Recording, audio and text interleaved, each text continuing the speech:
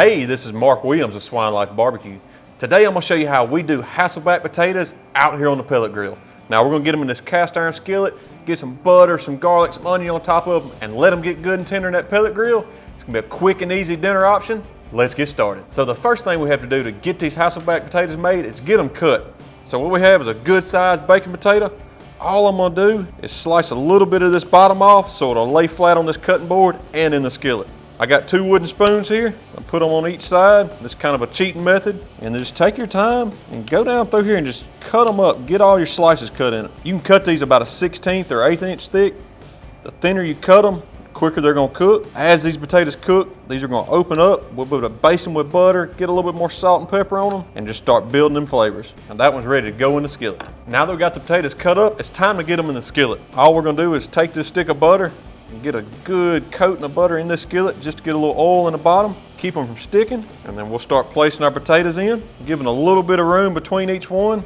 That way they can kind of start opening up. What I'm gonna do just to add a little bit more flavor, I'm gonna take a white onion and let it cook down with these potatoes right in the middle. That's just gonna be additional topping for these potatoes. Once we get them in the skillet, they're gonna need a little bit of salt and a little bit of pepper. So all I'm gonna do is hit them with a little bit of Mississippi grit, just right over the top. We're gonna place a pat of butter on the top of each one of these. Just to add one more layer of flavor, got a couple of cloves of garlic. We're just gonna sprinkle them throughout. This butter's gonna cook down. It's gonna roast this garlic really good. Just another layer of flavor on these potatoes. So we're gonna get these over on the pellet grill. I got it running about 350 a day. Should be about an hour, 15-minute cook.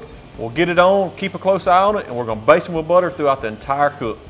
The silverback's right up to 350. All we're gonna do, place this cast iron skillet right on the rack and let the pellet grill do the work for us. We'll get the lid shut. Here in about 15-20 minutes, we'll come back out here, we'll baste them potatoes with a little bit of butter, touch them up on rub, and just see how they're cooking. So these Hassellback potatoes has been on the pellet grill for about an hour and 15 minutes. We basted them about every 15 minutes. As you can tell, that onion's done caramelized down, that garlic's cooked down, the potatoes started opening up.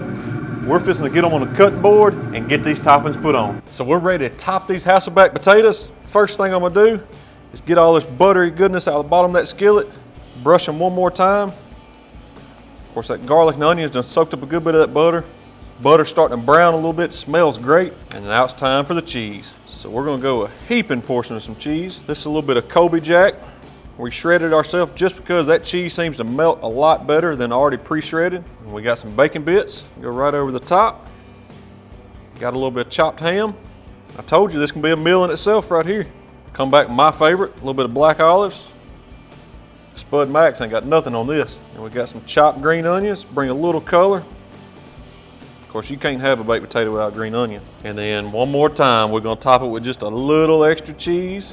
And it's time to get this back on the pit. All we're gonna do, place it right back on the grate, let it go a few minutes. We're just looking for that cheese to melt, everything to get good, gooey, and happy, and then we're gonna be back on the cutting board. Guys, I think these potatoes are ready.